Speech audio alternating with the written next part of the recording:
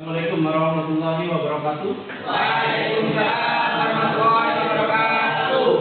Hari ini saya minta kalian untuk memberikan pendapat kalian tentang keyakinan kelas. Keyakinan kelas ini maksudnya aturan yang diinginkan oleh kalian di kelas ini dalam pelajaran saya, terutama dalam pelajaran saya.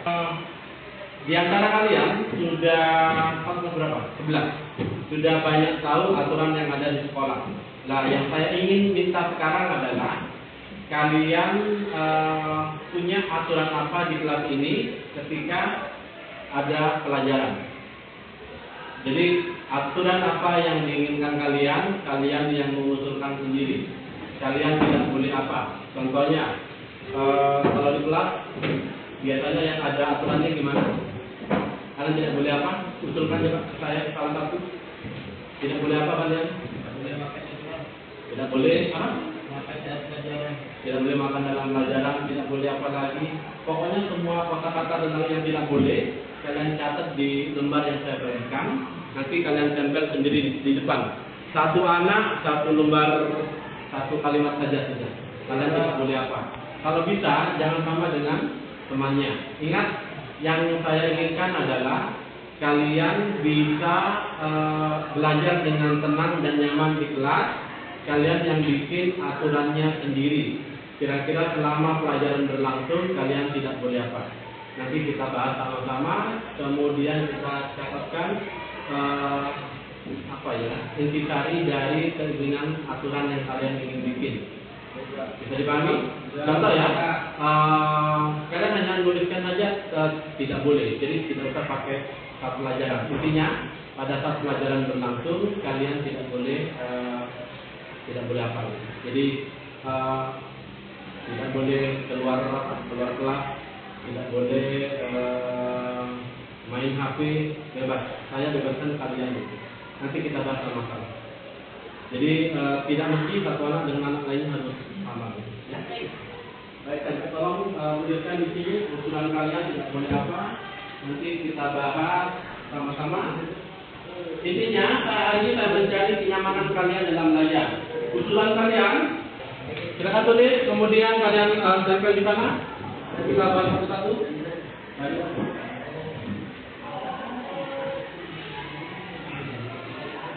Silakan tempel di sini. Ditempelkan sudah.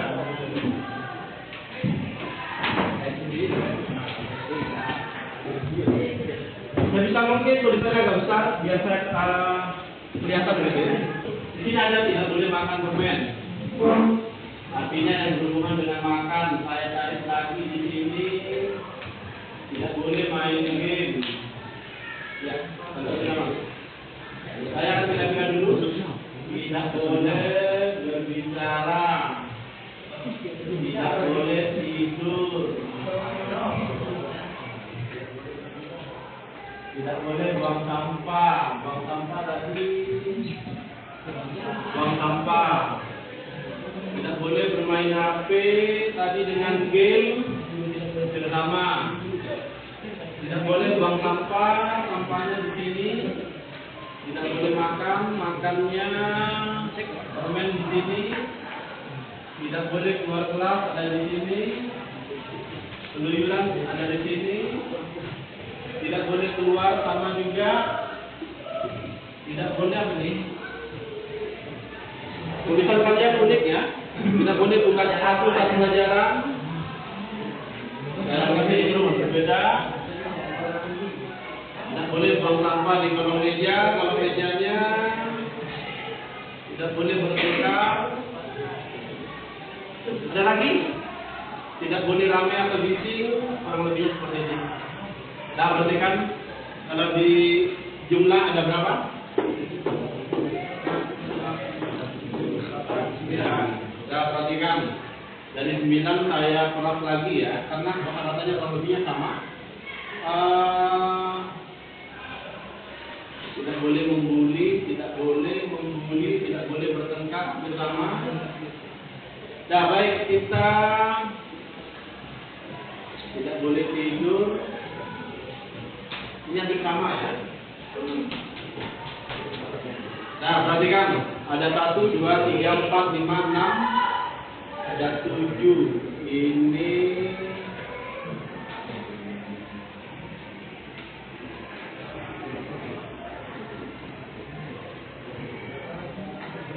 udah, perhatikan, saya anggap ini aja. Nah, kita mulai dari yang pertama. Dari kata tidak boleh semua, kita rumuskan, ambil intisarinya, ambil nilai kebajikan yang kalian anut, nilai yang benar kalian anut. Kalau tidak boleh makan, tidak boleh minum, minumnya boleh ya, karena tidak ketahuan mungkin. Tapi yang intinya adalah tidak boleh makan saat pelajaran. Berarti kalian sebutkan begini adalah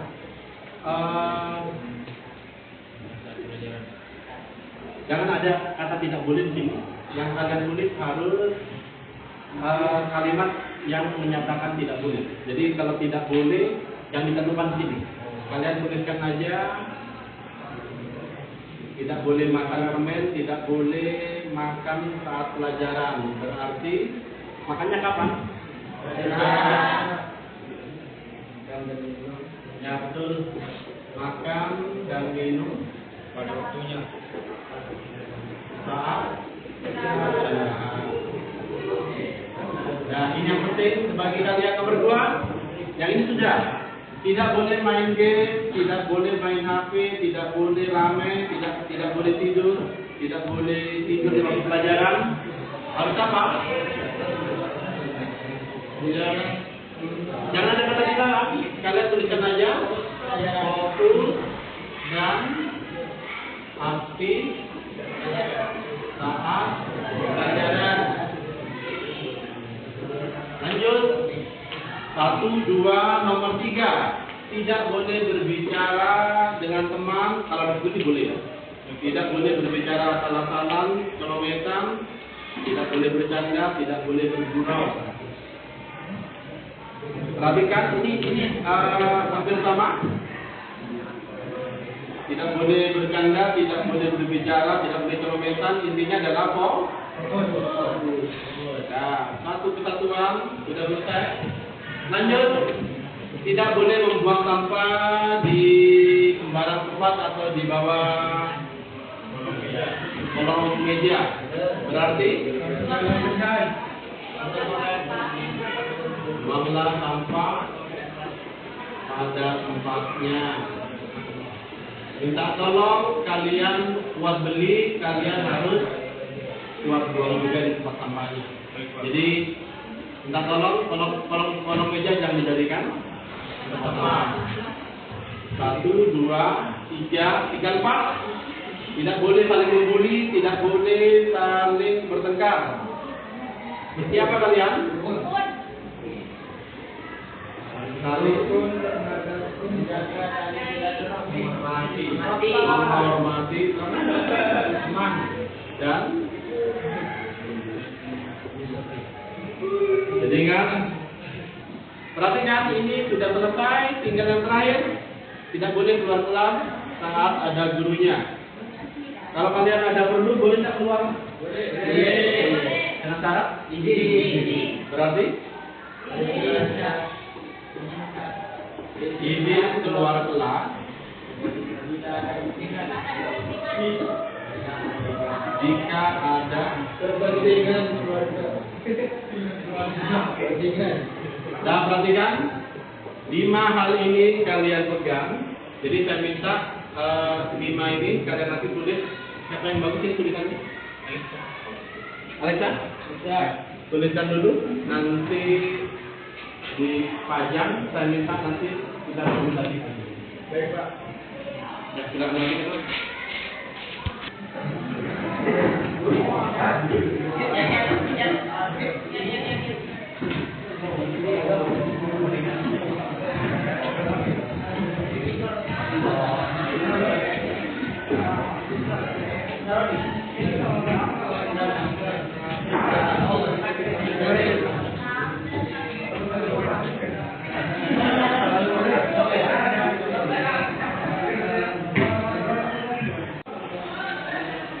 Setelah ini kalian pulang kalau jam berapa?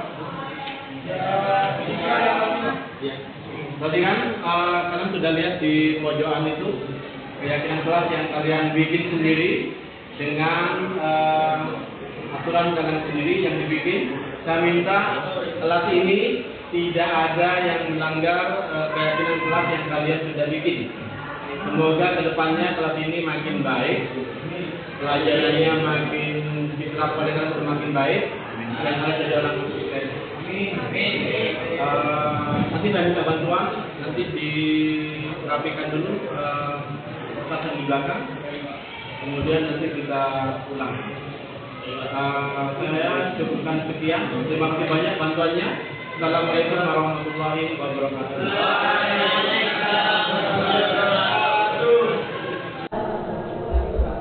Yang berhormat Bapak Imin MPD selaku Kepala SMA Negeri 1 Panji Situbondo, yang saya hormati teman-teman calon guru penggerak angkatan 7, dan yang kami banggakan Bapak Ibu guru SMA Negeri 1 Panji Situbondo. Teman-teman, marilah kita panjatkan puja dan puji syukur kepada Allah Subhanahu wa taala atas rahmatnya bisa mengikuti acara diseminasi budaya positif di sekolah. Bapak Ibu yang kami hormati, izinkan saya menyampaikan susunan acara pada siang kali ini. Yang pertama pembukaan, yang kedua sambutan dari Bapak Imin selaku Kepala SMA Negeri 1 Panji Situbondo, yang ketiga materi tentang pemateri yang pertama yaitu Bu April, yang keempat saya sendiri yaitu sebagai narasumber tentang keyakinan kelas, dan yang terakhir adalah Bapak Sandi Kurniawan SPD. Bapak Ibu yang saya hormati, selanjutnya lain-lain apabila memang ada yang ditanyakan, dan yang ke-8 adalah penutup. Bapak Ibu, kami ucapkan terima kasih atas kehadiran Bapak Ibu semua di dalam sudi kiranya untuk hadir di acara kami. Langsung ke acara pertama yaitu pembukaan. Kita buka acara kali dengan bacaan umum kita.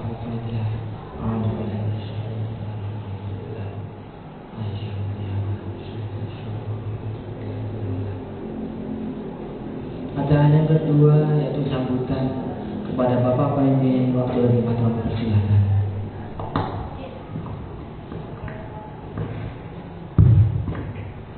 Assalamualaikum warahmatullahi wabarakatuh.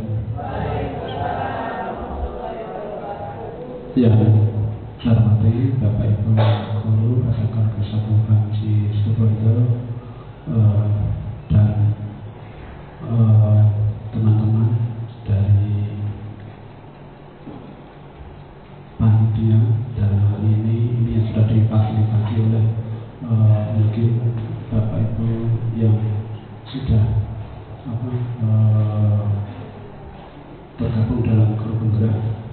Pertama-tama mari kita panjatkan puji syukur kepada Allah Subhanahu wa taala karena dengan rahmat dan hidayahnya kita dapat berkumpul di ruangan ini dalam keadaan sehat walafiat. Yang kedua, salawat serta salam tercurah pada junjungan Nabi Muhammad sallallahu alaihi wasallam beserta sahabat. Bapak Ibu yang saya hormati, saya ucap terima kasih kepada Bapak Ibu. Kebetulan hari ini ada acara khusus yang tentunya acara ini mungkin berbeda seperti biasanya Bapak Ibu, karena ini acara khusus sehingga konsumsinya juga khusus Bapak Ibu. Yang biasanya tidak ada, sehingga mungkin Bapak Ibu yang lain juga berharap memang kegiatan diseminasi ini memang harus sering dilakukan, terutama pada saat Bapak Ibu mendapatkan ilmu dari luar Bapak Ibu, lalu disebarkan melalui diseminasi. Ini acara kecil, kalau besar itu nanti malah lebih kecil lagi, desi, senti, mili. Mili lebih kecil lagi Bapak Ibu. Yang besar nanti malah meter ya. Jadi acara diseminasi itu artinya penyebaran informasi dari luar ke sekolah disebarkan kepada Bapak Ibu semuanya, sehingga saya berharap nanti informasi atau mungkin ilmu-ilmu yang diberikan kepada Bapak Ibu itu bisa mengena dan Bapak Ibu juga tahu, sehingga tidak hanya konsumsinya saja yang menang, tapi yang lainnya juga menang Bapak Ibu. Jadi itu harapan dari sekolah. Mungkin Bapak Ibu karena memang yang diundang tidak banyak, karena memang terbatas, sehingga juga supaya tidak mengganggu KBM di sekolah kita. Karena memang kalau semuanya diundang, kasihan Bapak Ibu anak-anak yang di kelas. Kemudian saya juga merasa kasihan nanti tim yang mengundang ini juga mendapat kursusnya cukup banyak Bapak Ibu. Ini juga perlu diketahui. Sehingga mungkin hanya Bapak Ibu guru yang tidak ada jam yang diundang di sini, sehingga nanti harapannya Bapak Ibu bisa mendapatkan banyak ilmu dari narasumber ini Bapak Ibu. Ini narasumber bukan narapidana Bapak Ibu, narasumber sehingga sumber ilmunya yang perlu digali Bapak Ibu. Jadi Bapak Ibu harus banyak belajar. Karena apa? Karena di sini sudah tergabung dalam guru penggerak angkatan ke-7. Jadi guru penggerak angkatan 7, sehingga sekolah yang banyak guru penggeraknya ini akan bisa mewarnai situasi yang ada di sekolah Bapak Ibu. Jadi Bapak Ibu bisa lihat sekolah yang tidak ada guru penggeraknya itu berbeda dengan sekolah yang ada guru penggeraknya. Sehingga ada juga sekolah yang tergabung menjadi sekolah penggerak. Ya, jadi ada yang seperti itu. Bahkan sekarang ada juga petani penggerak juga ada Bapak Ibu. Ada. Jadi ada. Jadi jangan dikira hanya guru saja, ada guru penggerak, petani penggerak pun ada. Sehingga kita harus mengikuti perkembangan zaman. Oleh karena itu sangat bermanfaat sekali Bapak Ibu kalau sekolah itu banyak guru penggeraknya. Alhamdulillah di sekolah kita di sini ada berapa Mas Andi? Guru penggeraknya? Ada 15. Alhamdulillah cukup banyak Bapak Ibu. Jadi cukup banyak.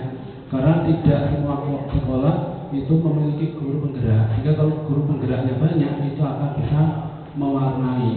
Ada beberapa sekolah di tempat lain Bapak Ibu, guru penggeraknya ada yang cuma 1, ada 2, atau mungkin sama sekali tidak ada. Sehingga ini semuanya terkait dengan untuk mendukung program pemerintah, terutama yang utama adalah kurikulum merdeka Bapak Ibu. Mudah-mudahan nanti di tahun 2024 terkait dengan perubahan presiden itu biasanya ada perubahan menteri, dan perubahan menteri itu kadang-kadang ada yang korelasi dengan pergantian kurikulum Bapak Ibu. Mudah-mudahan nanti tidak terjadi di tahun-tahun yang akan datang. Karena nanti kalau ada perubahan lagi, Bapak Ibu belum sampai tuntas ternyata ada perubahan lagi.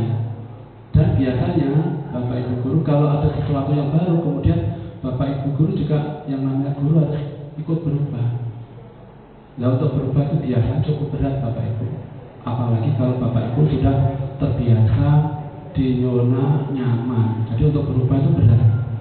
Tetapi kalau Bapak Ibu misalnya berada di daerah tertentu, ya, tertentu yang mungkin fasilitasnya kalau Bapak Ibu pernah melihat di daerah-daerah misalnya di Irian Jaya, untuk menuju ke sekolah itu kadang-kadang perlu waktu sampai 5 jam. Itu juga memerlukan energi yang cukup luar biasa.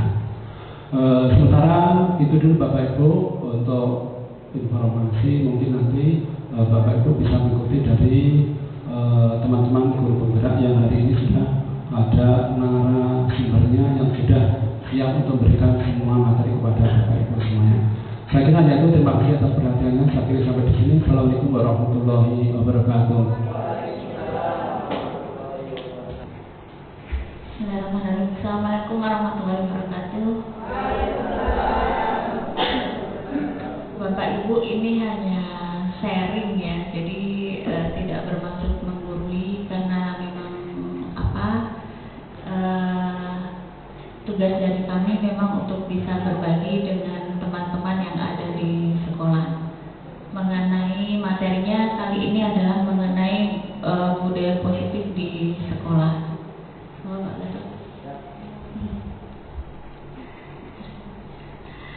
Sebelum ke materi, kami ada pertanyaan pematik di sini Bapak Ibu.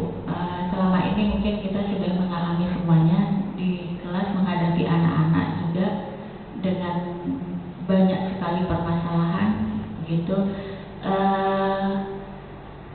Apakah Bapak Ibu di sini menyetujui dengan pernyataan yang pertama, yaitu hukuman dapat mendisiplinkan anak. Selama ini seringkali kita melihat bahwasanya hukuman itu akan bermacam-macam. Jadi ada yang fisik, ada yang kemudian membaca doa sekarang kalau di luar pada saat terlambat dan sebagainya. Kemudian yang kedua adalah pemberian hukuman dengan hal positif seperti membaca atau literasi, kemudian membersihkan halaman sekolah, dan juga yang terakhir adalah bagaimana jika memberikan penghargaan dapat meningkatkan motivasi belajar anak. Karena ini nanti yang penghargaan itu ada sisi positif dan negatif. Monggo Pak Dan.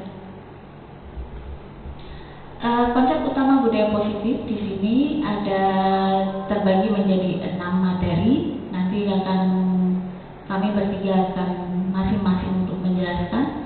Yang pertama adalah perubahan paradigma belajar, kemudian disiplin positif dan nilai-nilai kebajikan, kemudian ada motivasi perilaku manusia, kemudian ada keyakinan kelas, kebutuhan dasar manusia, dan terakhir adalah segitiga restitusi. Pembelajaran dengan paradigma baru, yaitu pembelajaran yang dirancang berdasarkan prinsip pembelajaran berdiferensiasi, sehingga setiap siswa belajar sesuai dengan kebutuhan dari tahap perkembangan untuk mewujudkan profil pelajar Pancasila.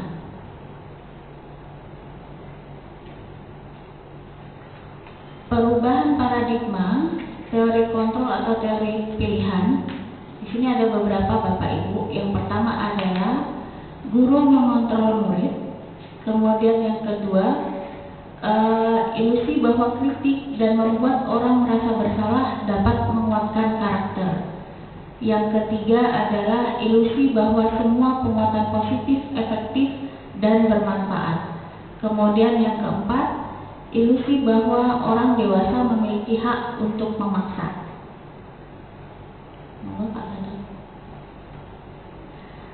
Perubahan paradigma, stimulus respon teori kontrol atau teori pilihan. Siapa sesungguhnya yang memiliki kontrol? Yang memiliki kontrol di sini banyak sekali Bapak Ibu. Ada di lingkungan sekitar juga, termasuk kita sebagai Bapak Ibu guru, kemudian anak-anak dan lingkungan juga berpengaruh di situ. Stimulus respon yang pertama, kita mencoba mengubah orang agar berpandangan sama dengan kita, merubah mindset ataupun pemikiran di sini. Kemudian teori pilihannya yang di sampingnya adalah berusaha memahami pandangan orang lain tentang dunia.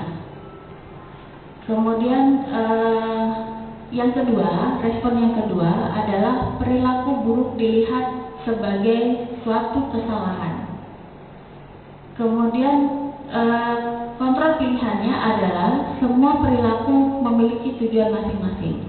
Baik buruk sebuah perilaku pasti memiliki tujuan yang berbeda-beda. Intinya ada di situ.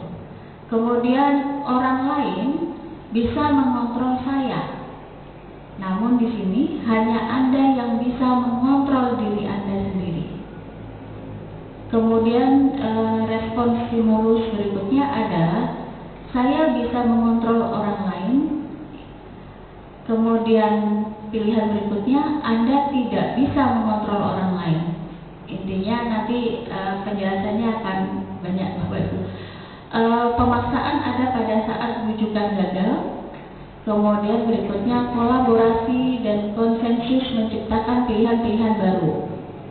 Yang terakhir, responnya adalah model berpikir menang atau kalah. Kemudian model berpikir menang dan menang. Saya bahas satu persatu Bapak Ibu. Mencoba mengubah agar berpandangan sama dengan kita.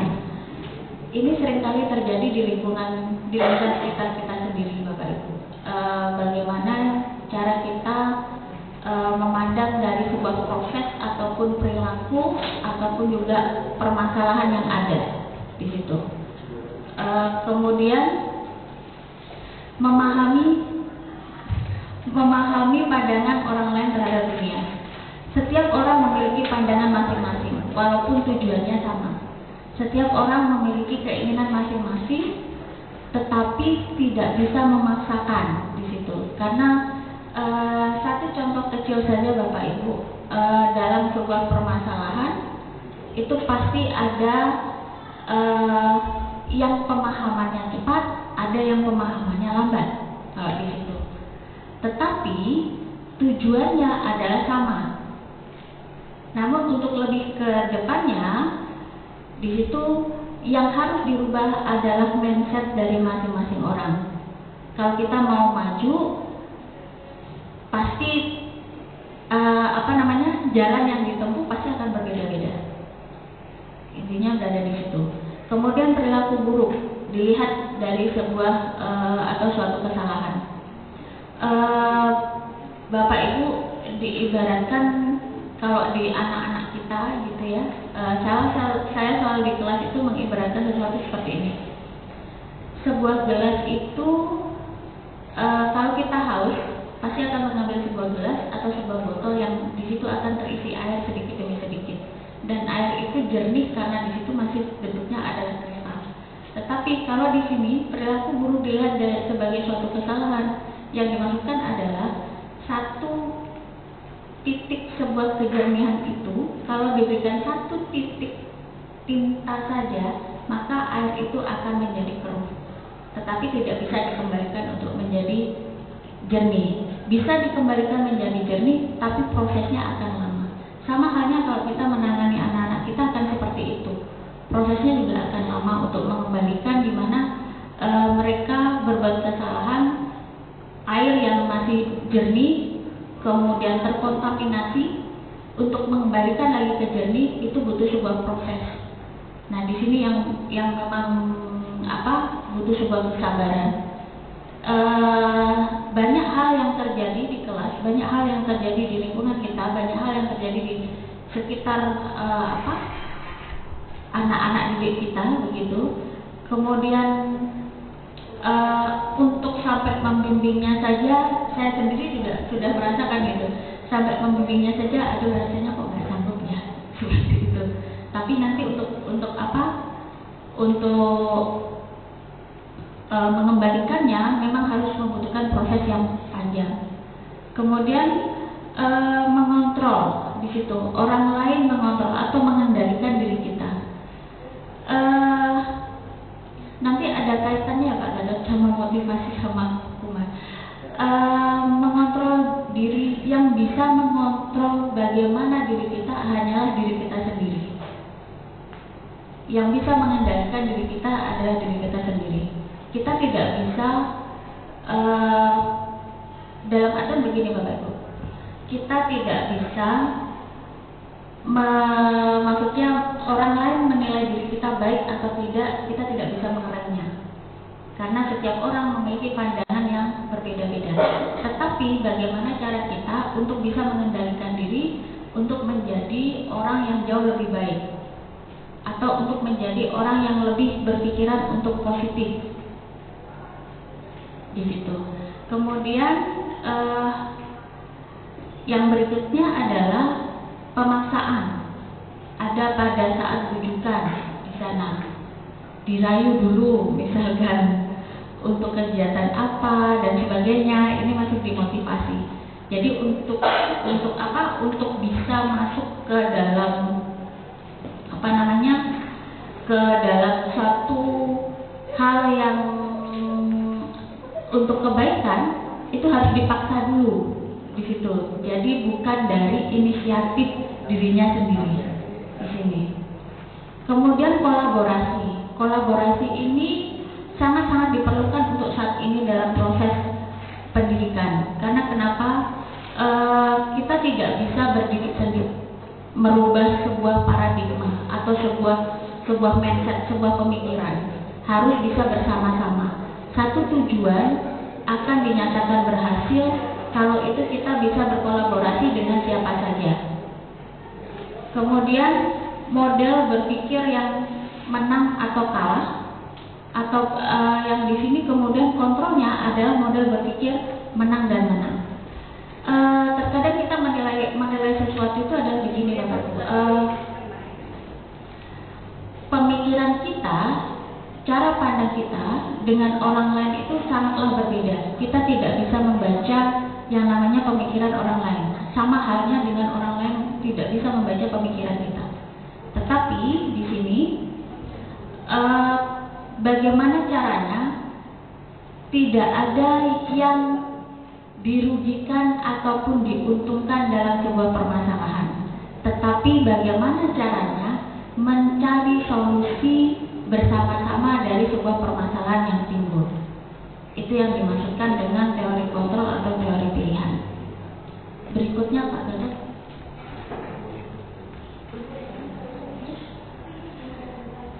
Berikutnya masuk ke dalam materi disiplin positif. Dalam budaya kita, makna kata disiplin di sini adalah menjadi sesuatu yang dilakukan seseorang pada orang lain untuk mendapatkan kepatuhan. Kita cenderung menghubungkan kata disiplin itu dengan ketidaknyamanan. Bapak Ibu, kita selalu seringkali kita merasa bahwasanya kalau misalkan terlalu disiplin, terlalu dipaksa, gitu pasti nggak enak, untuk melaksanakannya pun juga akan terpaksa. Jadi lelah sendiri. Tetapi kalau tergerak dari diri sendiri itu akan berbeda. Kesadaran dari diri sendiri itu akan berbeda maksudnya. Kemudian sebagai pendidik, tujuan kita adalah menciptakan anak-anak yang memiliki disiplin diri sehingga mereka bisa berperilaku dengan mengacu pada nilai-nilai kebajikan universal dan memiliki motivasi intrinsik dan bukan ekstrinsik. Yang berikutnya adalah disiplin positif merupakan salah satu cara penerapan disiplin yang bertujuan untuk membantu kesadaran serta memberdayakan anak untuk melakukan sesuatu tanpa sogokan, ancaman ataupun hukuman. Begitu. Kadang seringkali kita itu untuk merubah anak kita sendiri Bapak Ibu ya. Nanti kalau dapat ranking saya kasih hadiah ya. Nah, seperti itu. Nanti kalau misalkan ada kesalahan sedikit, nanti kamu saya hukum ya. Nanti dicubit loh. Nanti begini. Nah, seperti itu. Itu adalah contohnya untuk yang disiplin positif. Ini adalah tabelnya, bisa dilihat Bapak Ibu teori kontrolnya di situ dengan teori pilihannya, makna disiplinnya, belajar kontrol diri dengan menggali potensi kita agar tercapai tujuan mulia, yaitu sesuatu menjadi seseorang yang kita inginkan berdasarkan nilai-nilai yang kita hargai. Kemudian semua perilaku memiliki tujuan. Ini terkait dengan teori motivasi nanti, bagaimana caranya untuk tadi motivasi ekstrinsik di situ ada dua, yaitu untuk menghindari hukuman dan untuk mendapatkan imbalan. Jadi seringkali anak-anak itu takut gitu ya Bapak Ibu, biar nggak dapat hukuman, terkadang sikapnya langsung tiba-tiba berubah, tapi nanti bandel lagi gitu. Kemudian hanya gara-gara imbalan, nanti sikapnya berubah, tapi nanti berapa menit lagi balik lagi ke aslinya. Nah di situ. Kemudian ada motivasi intrinsik. Motivasi intrinsik ini motivasi yang berasal dari diri sendiri, kesadaran diri sendiri untuk memperbaiki diri. Jadi di situ untuk bisa menghargai diri sendiri, kemudian menanamkan nilai-nilai kebajikan universal, dan juga mematuhi kesepakatan kelas atau keyakinan kelas. Kemudian ada model berpikir menang, kolaborasi dan konsensus menciptakan pilihan-pilihan baru. Di sini ada 5 posisi kontrol. Nanti di bagian terakhir nanti akan dijelaskan detail oleh Pak Nadif.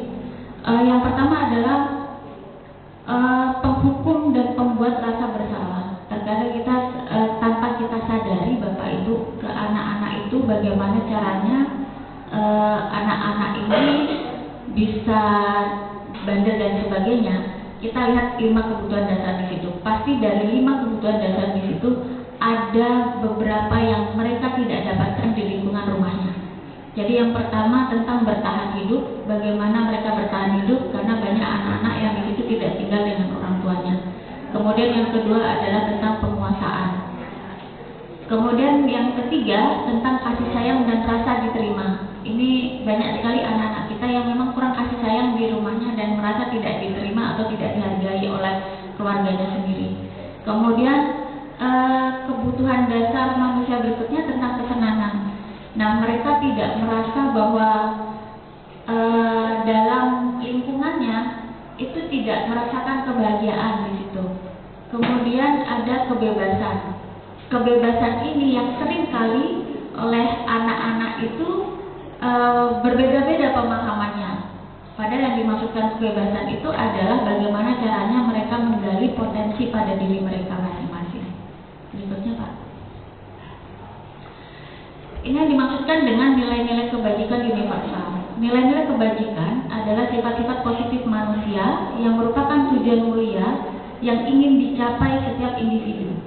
Nilai-nilai tersebut bersifat universal ataupun luas dan lintas bahasa, suku bangsa, agama maupun latar belakang.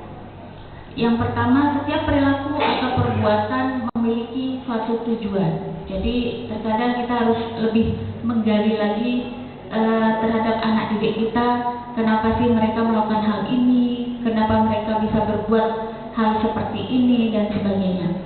Kemudian yang kedua, dengan menaikkan nilai-nilai kebajikan yang diyakini seseorang, maka motivasi intrinsiknya akan terbangun sehingga menggerakkan motivasi diri dalam untuk dapat mencapai tujuan mulia yang diinginkan.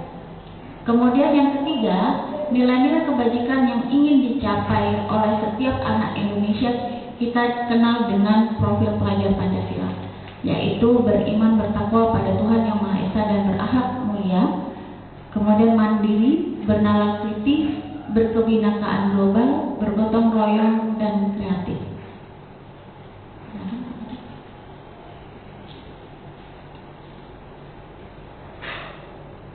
Berikutnya kita masuk pada motivasi perilaku manusia, teori motivasi, hukuman dan penghargaan, kemudian ada restitusi. Ini adalah penjelasannya Bapak Ibu. Teori motivasi perilaku manusia untuk menghindari ketidaknyamanan atau hukuman, apa yang akan terjadi apabila saya tidak melakukannya. Yang di samping ini adalah motivasi eksternal atau motivasi dari luar, pengaruh teman dan lingkungan. Jadi murid melakukan disiplin diri karena dia takut untuk mendapatkan hukuman di situ. Misalnya karena dia intimidasi, bullying dan sebagainya. Kemudian murid melakukan disiplin diri karena dia ingin mendapatkan imbalan atau penghargaan. Ini yang seringkali kita melihatnya berbeda pandang ya Bapak Ibu, karena ini motivasinya dari luar. Untuk yang kedua ini pasti kita pernah begini, kalau kita pernah membaca di sosial media ada satu kutipan di situ yang dimana anak ini terlambat, tapi terkadang kita lupa menanyakan keterlambatannya apa. Sedangkan anak yang rajin selalu dipuji-puji. Nah, sedangkan anak yang terlambat terkadang kita langsung dicueki. Padahal belum tentu anak yang terlambat itu mereka tidak memiliki sebuah hal yang positif di dalam dirinya. Bisa jadi membantu orang tuanya terlebih dahulu, nganterkan ke pasar untuk jualannya dulu, kemudian baru berangkat ke sekolah dan sebagainya. Sedangkan anak yang rajin gitu ya, terkadang penilaiannya karena itu tadi dia pengen untuk mendapatkan penghargaan tanpa melihat lingkungan sekitarnya. Yang penting saya nanti dipuji, saya dapat imbalan, seperti itu. Kemudian yang berikutnya, yang ketiga adalah untuk menghargai diri sendiri. Saya akan menjadi orang yang seperti apa bila saya melakukannya. Jadi ini berasal dari dalam dirinya sendiri, tergerak dalam dirinya sendiri. tanpa ada, misalnya dia tanpa harus dipaksa ataupun tanpa harus dia diancam dihukum, tanpa kemudian dia mau ada penghargaan atau tidak, karena dia kesadaran diri, karena oh ya saya siswa, jam saya jam segini, saya kalau terlambat saya tidak akan mendapatkan apapun nantinya pada saat saya bersekolah. Nah itu yang masuknya nanti ke dalam motivasi internal atau tujuan disiplin positif. Berikutnya Pak Gatot. Konsep disiplin dengan identitas gagal. Apa yang di sini yang membuat kegagalan daripada konsep disiplin yang terbentuk di dalam sekolah? Yang pertama adalah mengenai hukuman. Hukuman yang pertama adalah menyakitkan, tidak nyaman, murid takut, memaksa, murid menyembunyikan kesalahan, dan murid menjadi rendah diri. Terkadang hukuman yang kita berikan secara tidak langsung bisa membentuk sebuah mental daripada si anak itu sendiri, menumbuhkan rasa dendam pada diri anak itu sendiri, kemudian merasa menjadi yang direndahkan, jadi rasa pedenya itu hilang di situ, karena seringkali seringkali belum tentu si A yang melakukan kesalahan, tetapi karena dia sering kali melakukan kesalahan, akhirnya dia yang dituduh begitu. Kemudian yang kedua ada penghargaan. Penghargaan ini bisa menjadi tidak efektif. Karena kenapa tidak efektifnya di situ?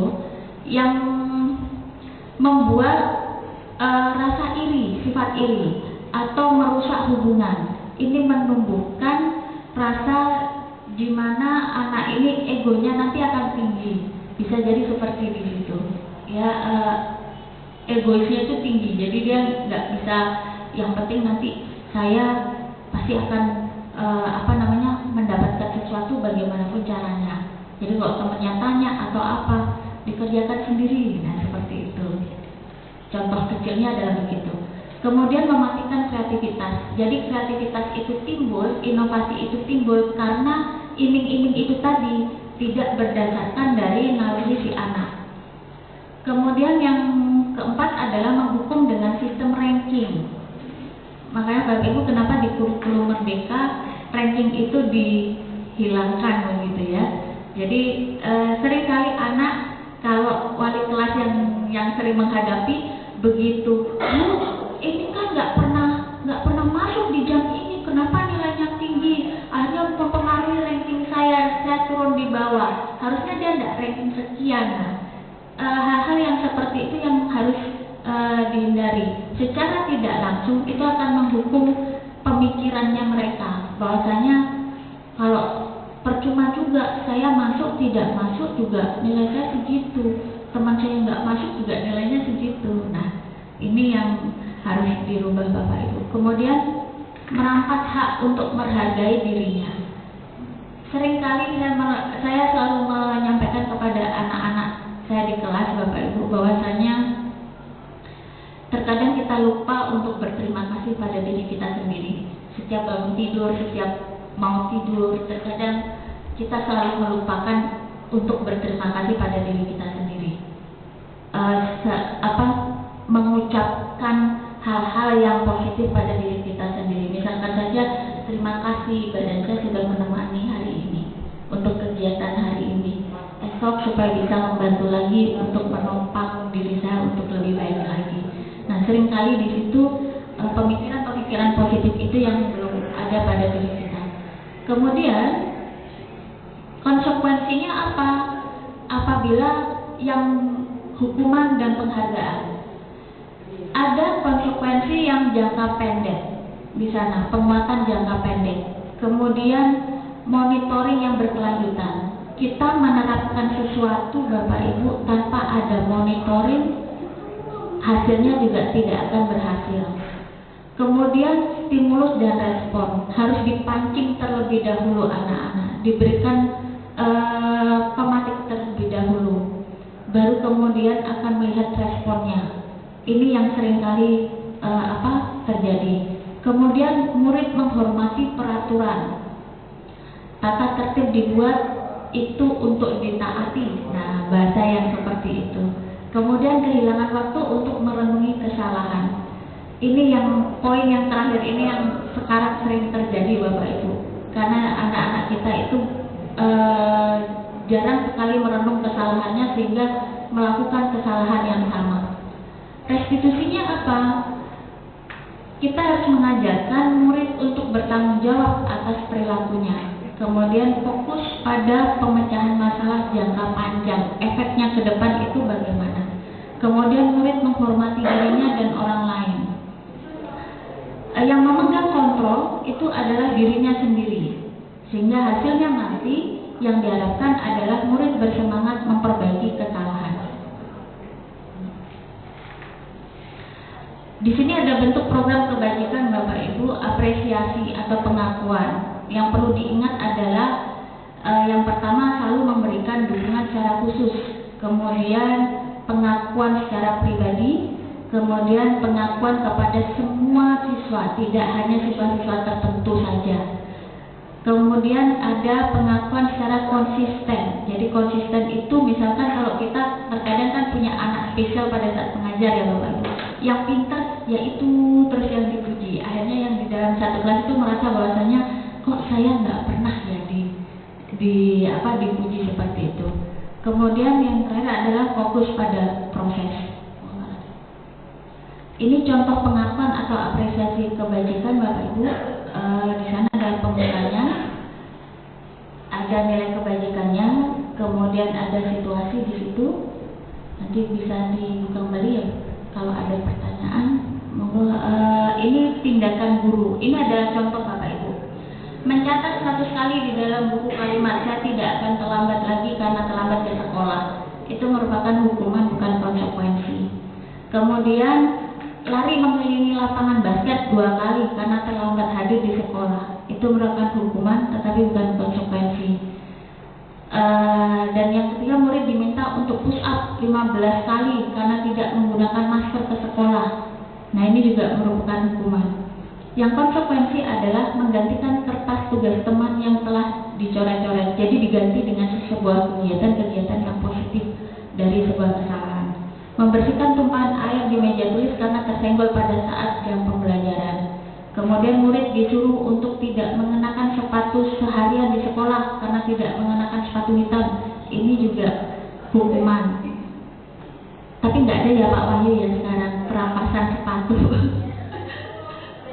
Nggak usah disuruh, sudah lepas sepatu sendiri walaupun menggunakan sepatu hitam. Lari mengelilingi lapangan basket 2 kali karena terlambat 10 menit untuk pembelajaran PJOK. Ini konsekuensi karena itu sama halnya dengan berolahraga. Pak Gatot, berikutnya. Ini perbedaan hukuman dan konsekuensi. Nanti bisa ada di dalam pertanyaan. Ini juga sama Bapak Ibu. Ada contoh-contohnya. Ini yang pendekatan restitusi. Sebuah cara menanamkan disiplin positif pada murid. Pengertian restitusi di sini adalah proses menciptakan kondisi bagi murid untuk memperbaiki kesalahan mereka, sehingga mereka bisa kembali pada kelompok mereka dengan karakter yang lebih kuat. Kemudian ciri-ciri restitusinya bagaimana? Bukan menebus kesalahan, namun belajar dari sebuah kesalahan. Kemudian memperbaiki hubungan. Kemudian menawarkan tapi bukan memaksa, gitu. Kemudian menuntun untuk melihat ke dalam diri, mencari kebutuhan dasar yang mendasari tindakan.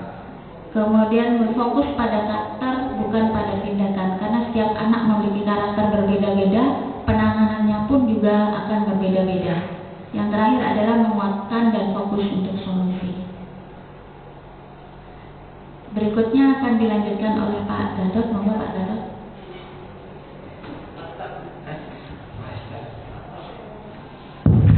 Alhamdulillah. Terima kasih Bapak Ibu. Sekarang giliran saya untuk menyampaikan materi keyakinan kelas.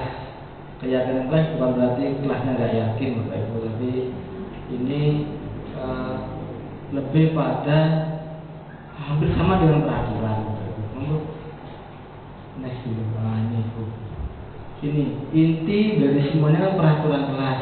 Nanti dinaikkan menjadi keyakinan kelas. Bedanya peraturan kelas sama keyakinan kelas. Kalau misalkan selama ini kan masih banyak peraturan kelas yang terpampang di kelas maupun di sekolah. Tata tertib, peraturan kelas, baik peraturan bapak ibu, tata tertib bapak ibu juga ada juga. Peraturan kelas misalkan contohnya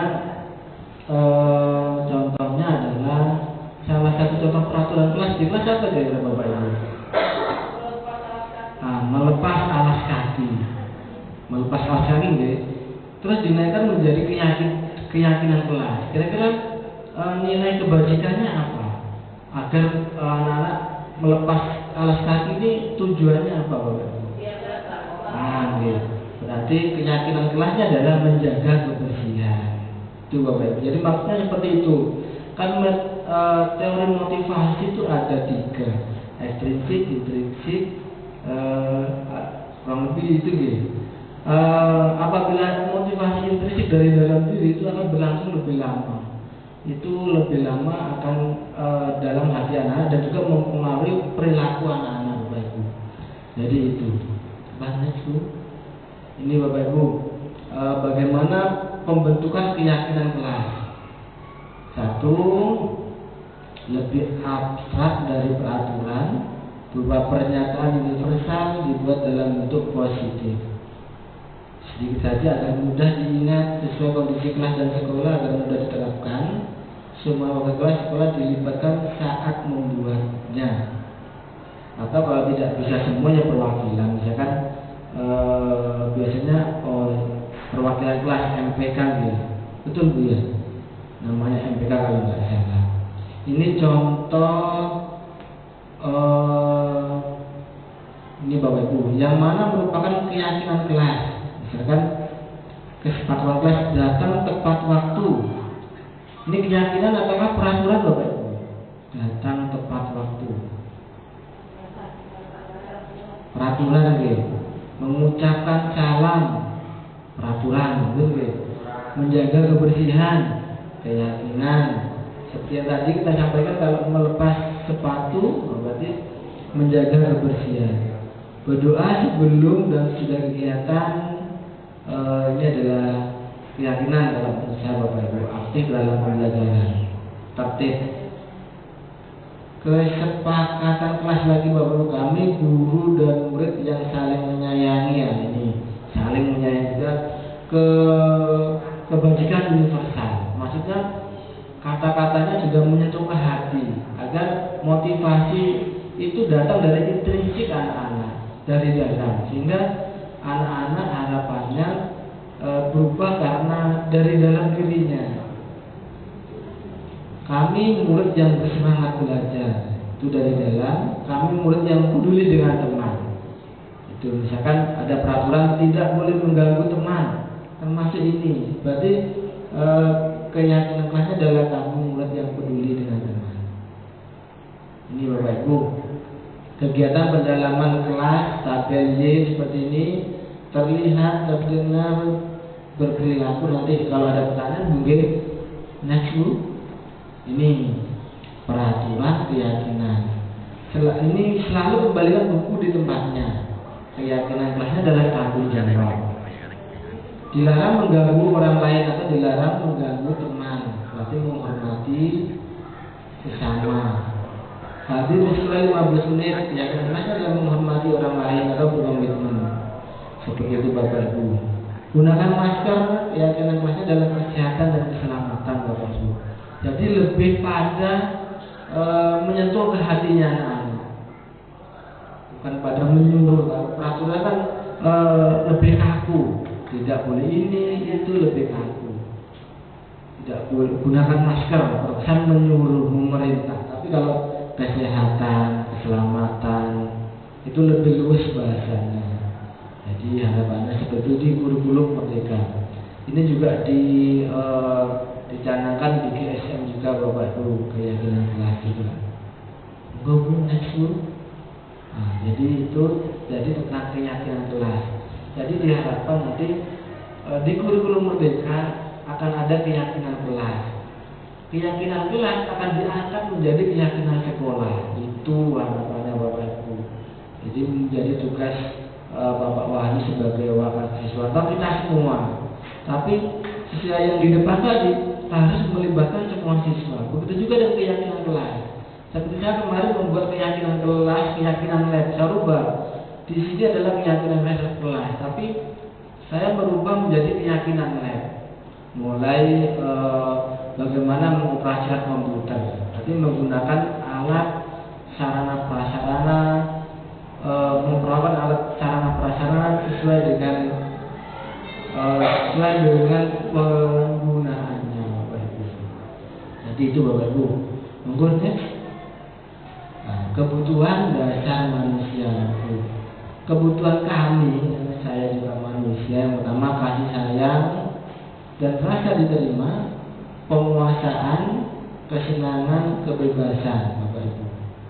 Jadi anak-anak apabila melakukan pelanggaran ataupun melakukan sebuah kegiatan pasti didasari dengan ini. Begitu juga dengan kita, Bapak Ibu.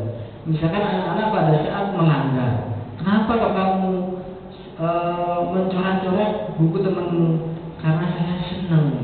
Oh, berarti dia kesenangan, senangnya adalah mencoret-coret, Bapak Ibu. Seperti itu.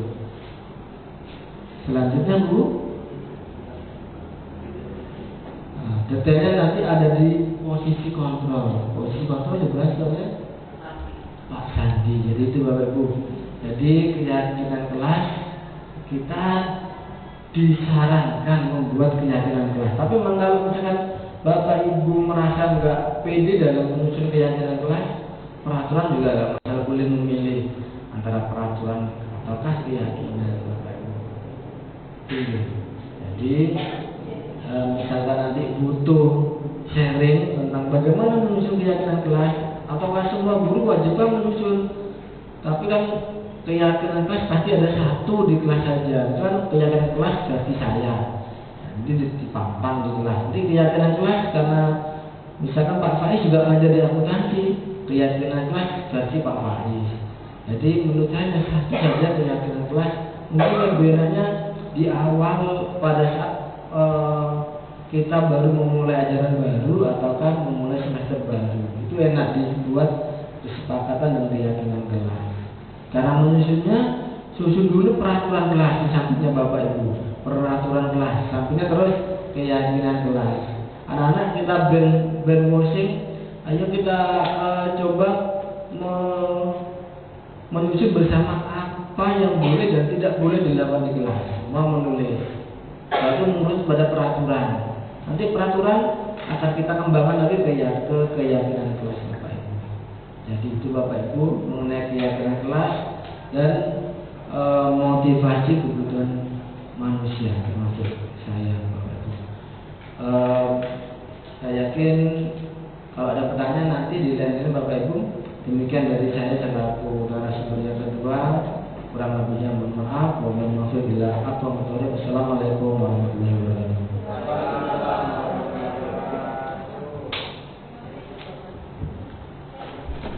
Terima kasih Pak Gatot, ini maraton.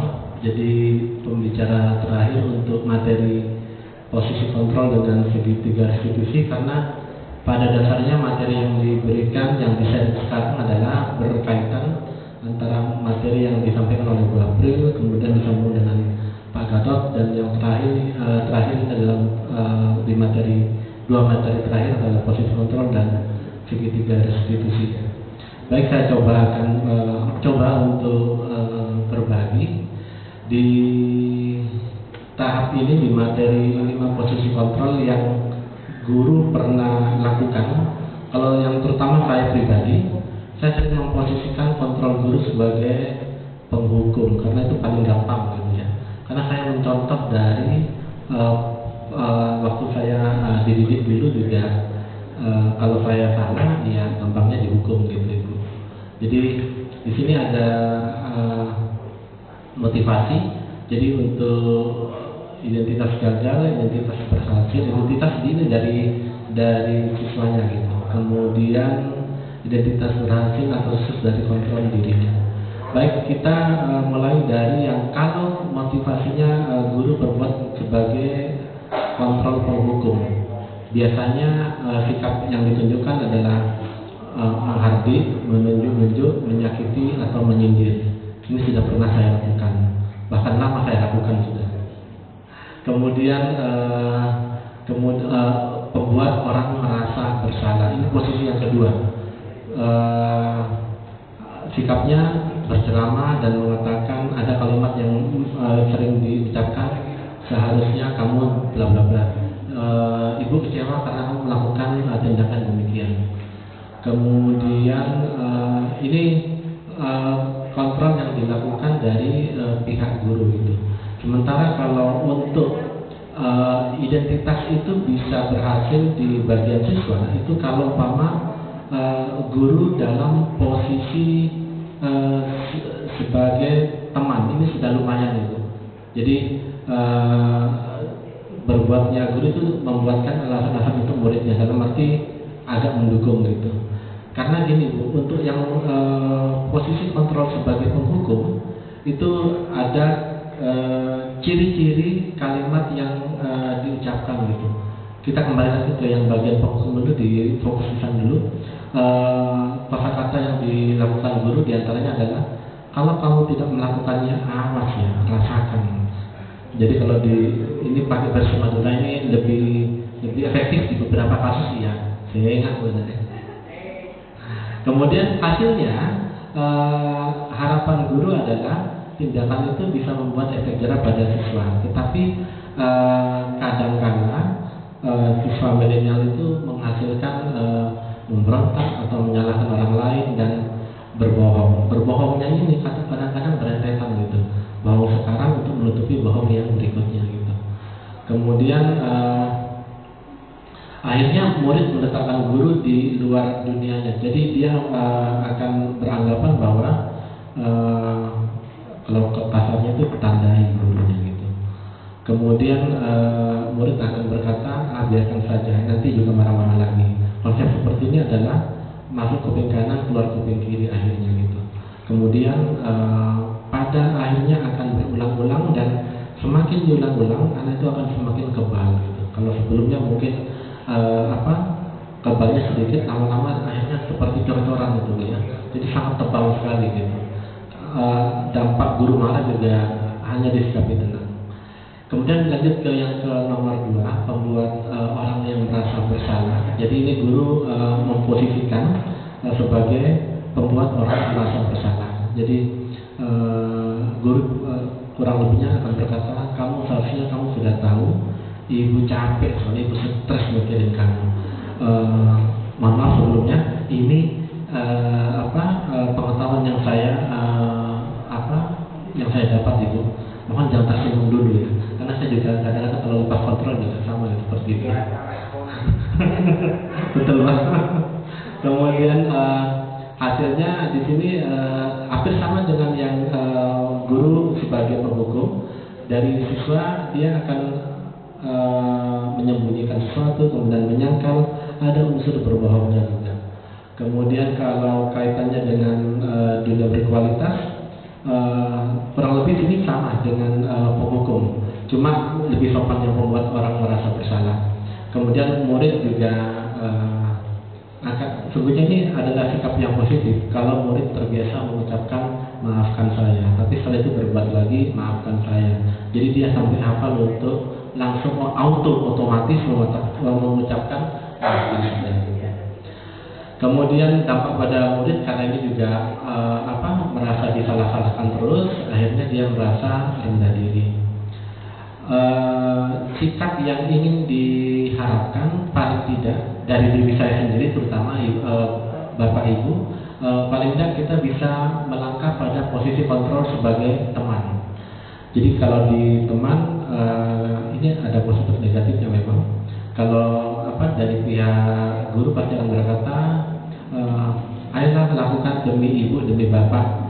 Kamu tidak mau, kan ibu pernah bantu kamu. Jadi minta kesadaran dari siswa bahwa kalau bapak ibu gurunya pernah mendukung, ayo diberikan umpan baliknya gitu. Kemudian ini negatifnya adalah ketergantungan nanti. Ketika tidak ada bapak ibu guru yang mendukung anak tersebut pada suatu masalah, maka dia akan menyalahkan pada bapak ibu gurunya. Bapak guru udah ada, capek saya gitu. saya disalahkan. Akhirnya akan ada pemikiran seperti itu. Kemudian di bagian murid seperti yang tadi barusan saya katakan, di situ ada kosakata saya pikir bapak teman saya, ternyata tidak begitu akhirnya. Jadi dampak pada murid di sini memang positifnya, kalau bagus siswa akan termotivasi, tetapi kalau ketergantungan akhirnya posisi anak menjadi lemah, tidak mandiri dan ada ketergantungan. Kemudian dari sisi kontrol, kalau guru sebagai pemantau, di sini guru harus menghitung dan mengukur. Tentunya guru harus punya data yang akurat, ada catatannya gitu. Kemudian guru karena sebagai pemantau, guru akan mengingatkan kembali apa peraturannya, konsekuensinya apa. Kemudian murid di kontrol ini akan mengucapkan tentang, jadi dia fokusnya hanya pada apa konsekuensi yang sudah dilakukan. Berapa banyak bintang Bu yang saya harus peroleh, berapa halaman yang saya harus tulis. Jadi di pemantau ini siswa kadang menitik beratkan pada sanksi atau hadiah atau penghargaan untuk dirinya. Bagus satu sisi, tapi untuk pengembangan dia pribadi masih perlu hal yang lain. Sementara untuk berdasarkan yang saya dapat, bahwa teman-teman guru dan saya sebisa mungkin kalau bisa menjadi posisi sebagai manajer. Di sini bukan manajer Lotus Ibu. Jadi untuk menjadi posisi manajer, Bapak Ibu paling tidak sudah terampil dalam posisi teman dan dalam posisi pemantau. Kalau sudah terampil di dua posisi tersebut, maka Bapak Ibu bisa menjadi posisi sebagai manajer. Di sini karena sebagai manajer, posisi Bapak Guru adalah mempersilahkan siswa untuk berterus terang atas kesalahannya, kemudian mendukung siswa untuk mencari solusi permasalahannya. Secara teori ini enak didengar, tapi nanti juga akan ada usaha yang keras untuk mewujudkannya. Jadi kalau di sini guru akan berkata apa yang kita yakini bersama-sama. Kembali lagi tadi ke keyakinan kelasnya tadi. Kemudian solusi apa yang akan siswa lakukan kalau kena masalah ini. Tapi itu yang mikir adalah siswanya. Jadi gurunya hanya membuatkan pernyataannya saja. Di level manajer ini, kalau ini berjalan dengan baik, perkembangan dari mental siswa, kemudian pengembangan dari kompetensi siswa itu akan bagus sekali. Karena dia bisa mengevaluasi dirinya sendiri dan bertanggung jawab terhadap tindakannya sendiri. Baik, Bapak. Di sini di segitiga restitusi ini juga ada satu pemahaman yang baru buat saya di pembelajaran CGP ini, Ibu Bapak. Jadi ada yang namanya segitiga restitusi kalau ada anak yang bermasalah. Jadi sebenarnya sudah Bapak Ibu lakukan, cuma kalau sesuai dengan segitiganya itu hanya kurang lebih di dua sisi. Jadi kalau yang pertama yaitu dari menstabilkan identitas. Ini ketika ada masalah, anak berhadapan sama gurunya, kemudian akan ditanyakan sama gurunya seperti ini, bahwa umpama ada anak merokok Bapak Ibu ya. Jadi dulu merokok ini bukan hanya kamu saja, tapi juga anak-anak lain pernah gitu. Maksudnya apa dikatakan seperti ini? Emosional anak itu yang seketika dipergoki oleh guru, kalau emosional kan tidak bisa berpikir rasional. Kalau sudah dikatakan seperti itu, diharapkan siswa akan berpikir secara rasional karena emosinya sudah menurun. Jadi distabilkan dulu identitasnya, kemudian ada ucapan bahwa kamu bukan pelaku satu-satunya perbuatan ini. Jadi di sana itu anak merasa, oh iya, berarti sudah pernah ada pelaku yang lain. Jadi dia ada tidak terlalu deg-degan. Kemudian baru pindah ke validasi kebutuhan. Ini yang Bapak Ibu pasti akan lakukan semua. Setiap ada perbuatan siswa yang melenceng, pasti akan ditanyakan oleh Bapak Ibu motivasinya apa melakukan hal tersebut. Jadi saya yakin Bapak Ibu punya strategi tertentu dalam menangani siswa, terutama guru BK. Saya sangat hormat dengan teman-teman guru BK, kok kuat di ruangan BK sama satu hari dengan anak-anak yang bermasalah. Jadi salam hormat saya buat teman-teman guru BK. Jadi di validasi kebutuhan ini ditanyakan tentang alasan kenapa siswa tersebut melakukan perbuatan yang melenceng itu. Jadi sesuai dengan tadi ada motivasi dari luar. Jadi apa alasannya? Kemudian yang ketiga, diingatkan lagi tentang keyakinan yang diyakini oleh siswanya. Jadi siswa tersebut kan sudah melakukan perjanjian, sudah menuliskan ketentuan di kelasnya, nilai-nilai kebajikan apa yang sudah disepakati. Jadi dihubungkan lagi dengan nilai-nilai tersebut, siswa diajak untuk mengingatkan kembali atas kesepakatannya. Kemudian dihubungkan dengan masa depan. Kamu nanti kalau sudah lulus itu arahnya mau kemana? Jadi dari menghubungkan nilai kebajikan, kemudian dihubungkan dengan masa depan, diharapkan siswa punya solusinya sendiri.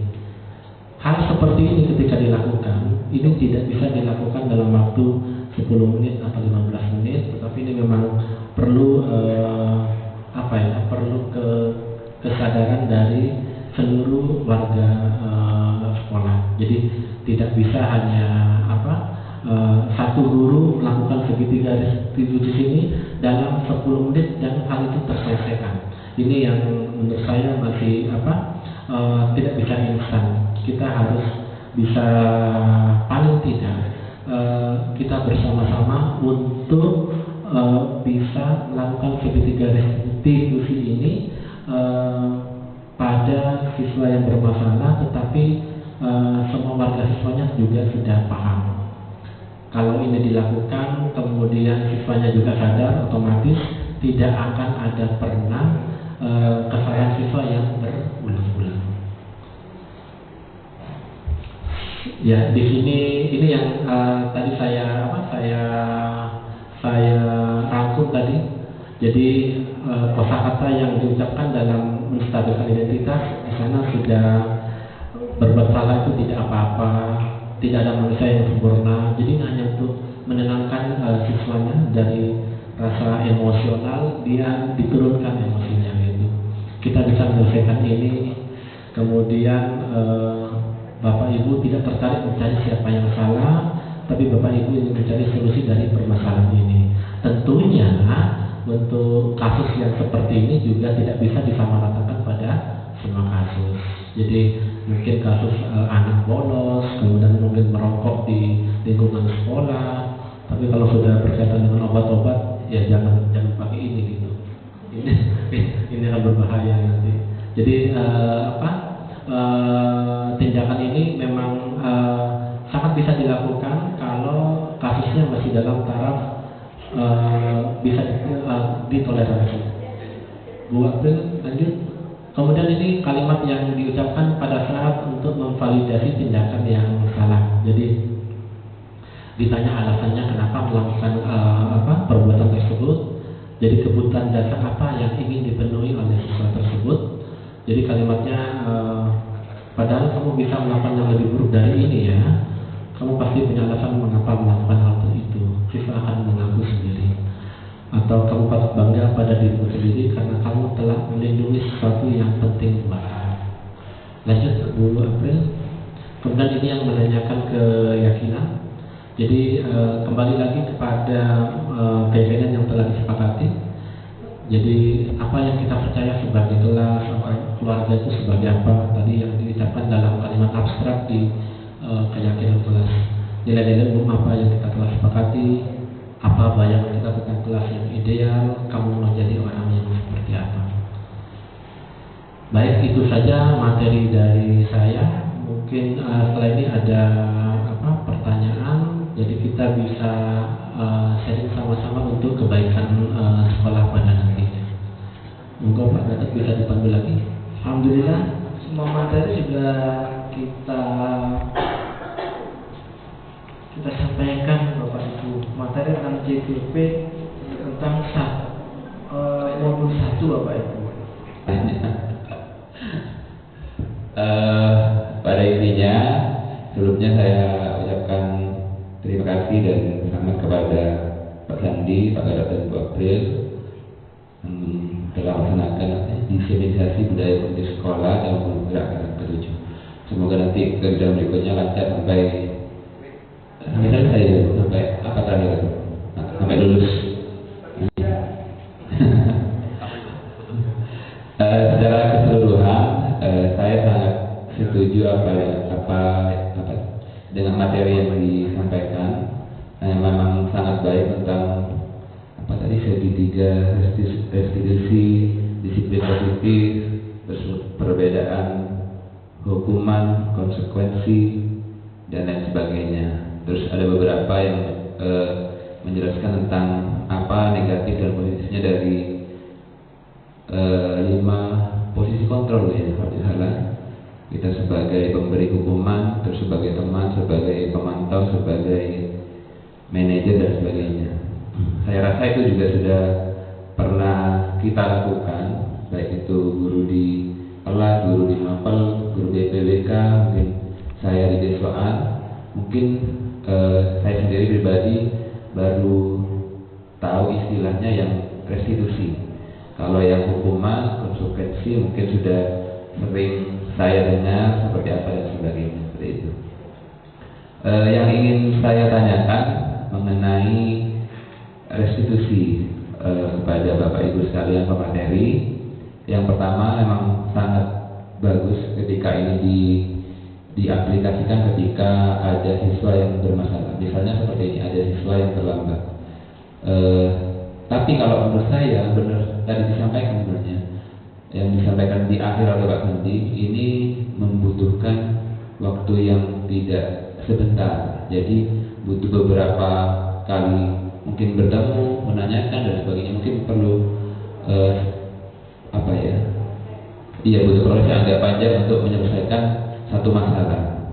Sedangkan kadang-kala kita ingin cepat, misalnya bukan ingin cepat ya, tapi kadang bukan karena diri sendiri tapi karena keadaan.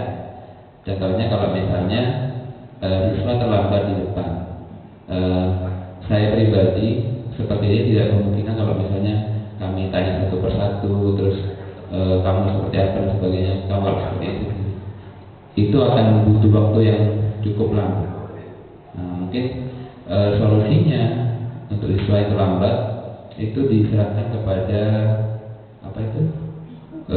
guru mata pelajaran di jam pertama. Itu pun juga pasti akan membutuhkan waktu yang lama kalau misalnya di dalam kelas itu ada beberapa siswa yang terlambat. Pasti guru akan berpikir, kalau saya misalnya ingin menyelesaikan masalah yang keterlambatan beberapa siswa, pasti merugikan siswa yang lain yang tidak terlambat, seperti itu. Itu solusinya seperti apa kalau misalnya ada kejadian seperti itu? Apakah kita nanti setelah pembelajaran kita panggil lagi untuk menyelesaikan? Itu pertanyaan pertama. Terus yang kedua, apabila misalnya ada masalah satu ya, kita sudah melakukan sebagai manajer ya, segitiga institusi, tapi pada beberapa kali kita berdiskusi dengan siswa itu tidak menunjukkan perubahan sikap yang kita harapkan, dan siswa yang katanya yakini kalau saya ingin seperti ini. Itu tindakan selanjutnya seperti apa? Apakah terus dilakukan sampai ditemukan solusi yang terbaik? Sedangkan waktu untuk kita terbatas sebagai guru mapal misalnya dengan siswa tertentu. Ketika di kelas 11 kita misalnya tidak mengajar, itu akan berlanjut apakah nanti tetap berkomunikasi seperti itu, atau kita serahkan kepada mungkin wali kelas dan sebagainya. Mungkin itu bisa. Terus saran yang terakhir, bukan pertanyaan, saya rasa ini materi yang sangat baik untuk semuanya. Mungkin bisa minta izin kepada Pak Paimin, kita bukan hanya beberapa guru saja mungkin bisa disampaikan di rapat dinas. Mungkin sudah ada beberapa guru penggerak angkatan ke-6 ya Bu, ke-5. Mungkin bisa kolaborasi dengan angkatan yang ke-7. Nanti kan kalau misalnya pematerinya banyak, terus ada pertanyaan nanti bisa dijawab bersama-sama. Karena ini saya yakin sangat positif ya materi yang diberikan. Karena apa yang kita harapkan ya idealnya seperti ini. Seperti itu. Itu saja dari saya. Terima kasih. Wassalamualaikum warahmatullahi wabarakatuh. Terima kasih Pak Wahyu.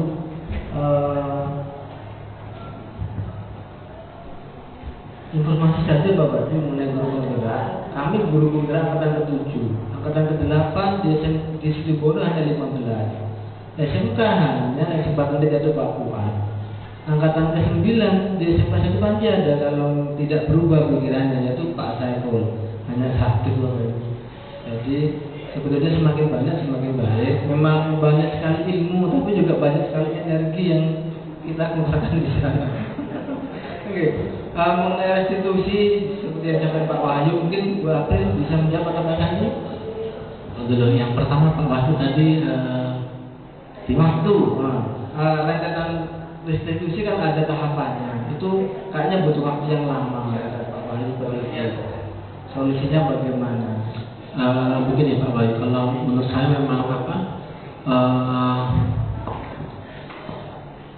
segitiga restitusi yang dilakukan kalau sesuai dengan segitiganya itu kan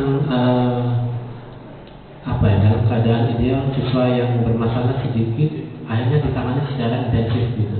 Tapi yang terjadi di sekolah, anggap saja yang aktual saja sudah ya, yang bukan keterlambatan siswa gitu. Jadi memang ini bukan wilayah utama dari kesiswaan gitu ya, harus mencari solusi untuk semua siswa terlambat ini gimana caranya, karena Pak Wahyu juga dari siswa juga butuh peran dari wali kelas, karena menurut saya wali kelas ini punya posisi yang penting karena dia tahu detail tentang latar belakang dari siswanya masing-masing. Jadi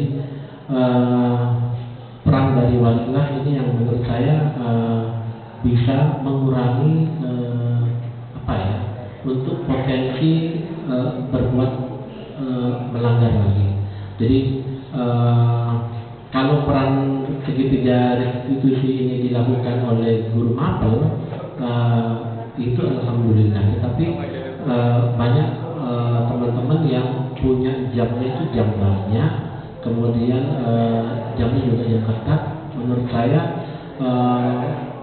ada peran lebih di wali kelasnya. Jadi wali kelas ini nanti akan punya pahala yang akan banyak gitu, karena dia bisa sabar gitu. Yang jelas restitusi ini perlu kesabaran, terutama pada saat mencarikan solusi dari perbuatannya siswa, karena banyak hal siswa itu tidak tahu kesalahannya sendiri. Satu, antara tidak tahu dan tidak mau tahu itu bedanya tipis. Ketika sudah tahu, dia kadang-kadang juga mencarikan solusinya, itu juga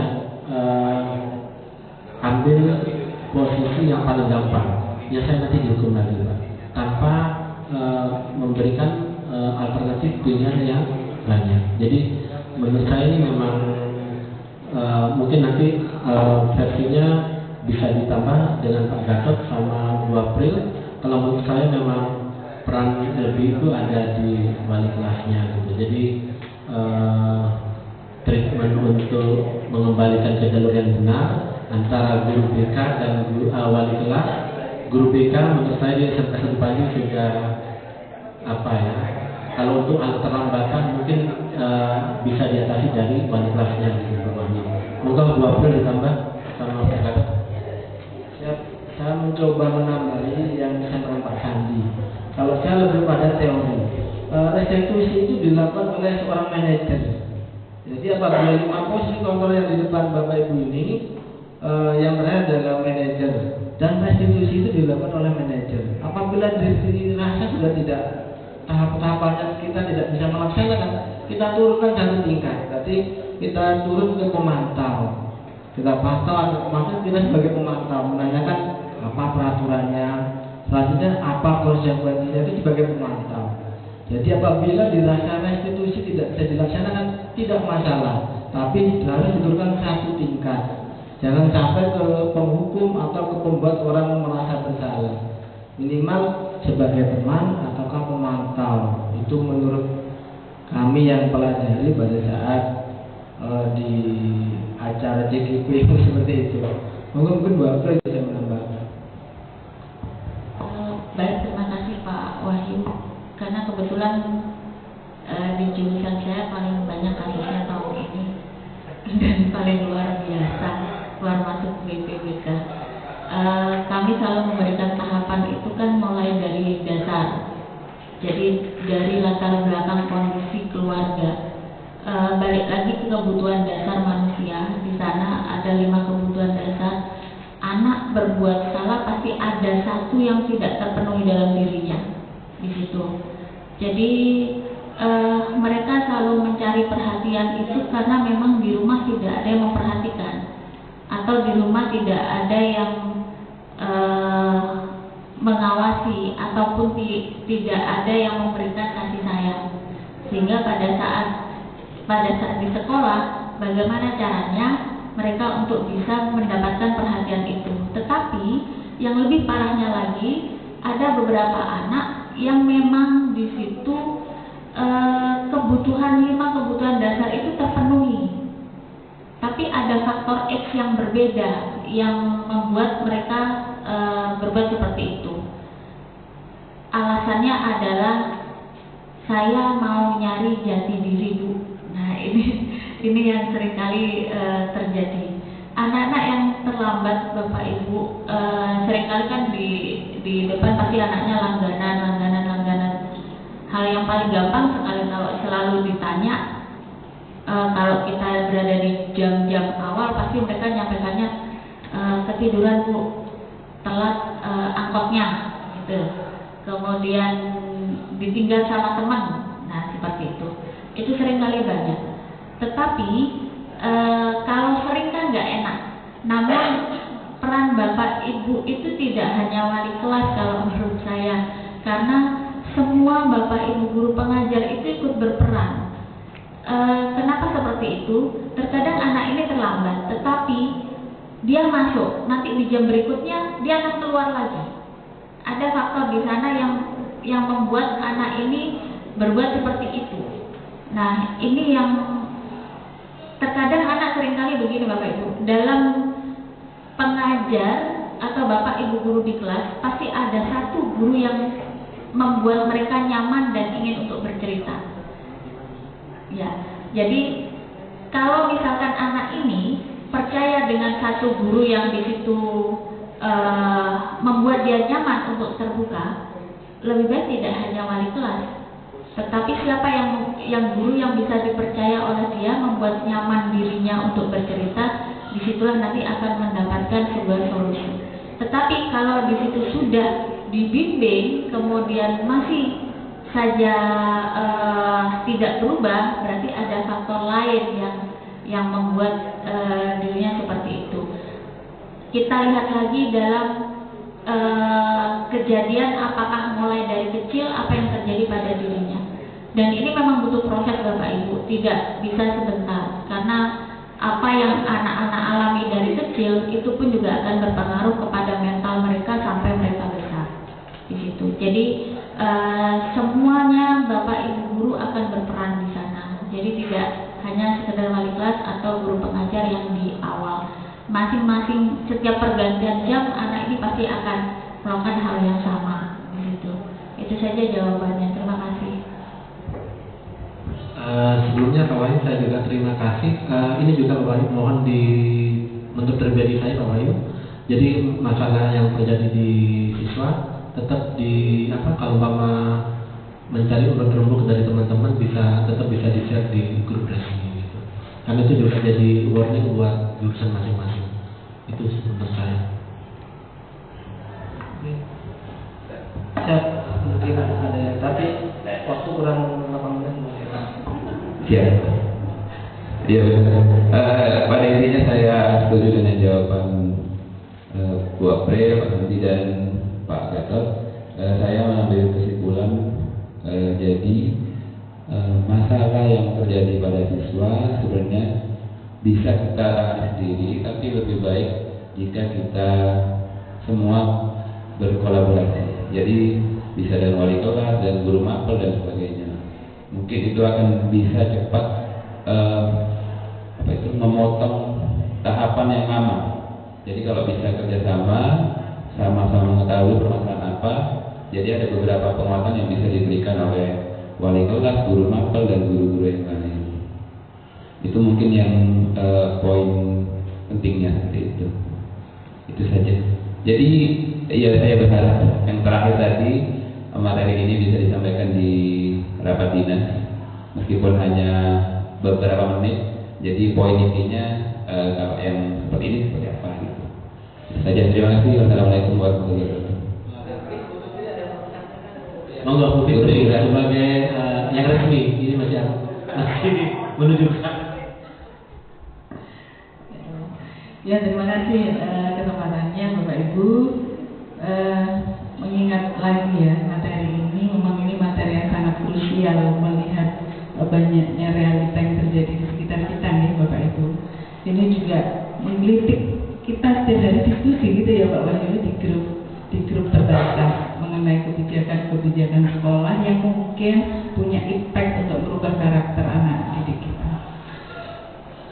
Intinya kembali ke permasalahan awal, budaya positif ini Bapak Ibu muncul harus dari nilai-nilai kebajikan universal. Jadi kita menggugah faktor intrinsik ini kan kesadaran anak.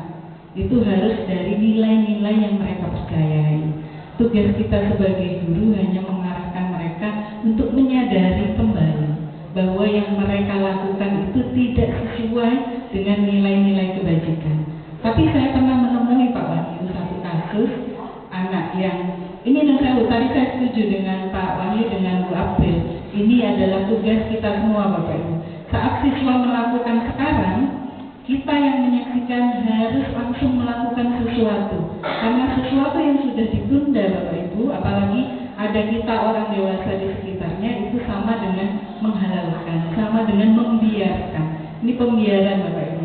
Jadi kalau kita ada di sekitarnya, ada anak kita membuang sampah sembarangan, kita harus langsung, Mas, ini dulu. Tadi apa yang kamu lakukan? Misalnya seperti itu ya Bapak Ibu. Sebenarnya anak-anak kita sama seperti kita orang dewasa itu sudah ada nilai-nilai yang dipercayai dari dasar dirinya masing-masing. Kita hanya kadang satu mungkin itu tadi ya ada berapa 5 motif ya Pak ya. Kebutuhan hidup kita kadang yang pertama mereka mencari perhatian, mencari kasih sayang. Ngerti sebenarnya gurunya ini salah dilakukan di depan gurunya. Hanya untuk menarik perhatian guru, mencari kasih sayang karena mereka mungkin tidak mendapatkan di rumah. Itu ada. Saya juga menemui beberapa kasus seperti itu anak-anak kita. Kemudian juga ada yang butuh menunjukkan kekuasaannya. Dia merasa bahwa dirinya itu sudah super power di antara teman-temannya. Kadang seperti itu melakukan sesuatu di kelas, troublemaker misalkan. Itu untuk menunjukkan bahwa dirinya itu berkuasa di kelas. Itu ada yang seperti ini. Nah, oleh karena itu Bapak Ibu dalam segitiga restitusi sebenarnya menuntun kita untuk mengenali lebih dalam lagi masing-masing anak didik kita. Ini assessment diagnostik awal di dalam pembelajaran kurikulum merdeka. Jadi anak kita satu kelas Bapak Ibu kebutuhannya berbeda-beda. Kita harus paham satu persatu. Ini memunculkan budaya positif Bapak Ibu supaya kita bisa menyesuaikan apa yang kita lakukan sebagai guru, kontrol kita sebagai guru disesuaikan dengan kebutuhan masing-masing anak didik kita. Ini PR bersama kita Pak Gatot, tidak melulu wali kelas. Jadi setiap kita misalkan Bapak Ibu nunjuk kita jalan menemui anak didik kita, kok ada yang tidak pakai sepatu? Mohon maaf ya Bapak Ibu, minta tolong betul langsung.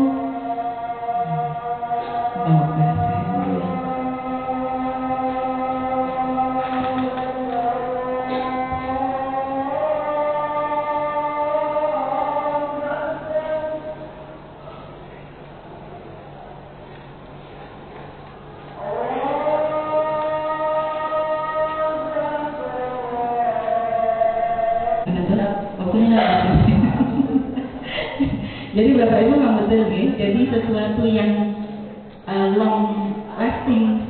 Jadi kesadaran yang jangka panjang itu tidak bisa hanya dalam waktu sebentar Pak Wahyu. Yang namanya stimulus respon, teori yang dulu kita pakai di K13, stimulus positif berupa penghargaan, reward, kemudian stimulus negatif berupa hukuman, ini ternyata dari hasil riset tidak bertahan lama Bapak Ibu. Jadi saat dapat penghargaan, anak akan melakukan sesuatu. Kalau penghargaan itu sudah tidak ada, dia tidak akan melakukan lagi. Sama dengan hukuman. Saat dihukum, dia sadar waktu itu. Tapi setelah kita tidak memberikan hukuman, ini akan terus merajalela Bapak Ibu. Nah ini kenapa pentingnya segitiga restitusi, menggugah faktor intrinsik, menggugah kesadaran berdasarkan nilai-nilai kebajikan universal yang dipercaya. Itu nggih Pak Gatot. Tapi satu tadi yang saya ceritakan, ada satu yang ternyata dia mengenali nilai-nilai kebajikan saja tidak bisa. Ini punya hambatan psikologis Pak Gatot. Itu harus ahlinya yang menangani. Kita sebagai guru sampai batas kita bisa menangani Bapak Ibu. Kalau sudah butuh psikolog, psikiater, kita lanjutkan prosesnya ke sana.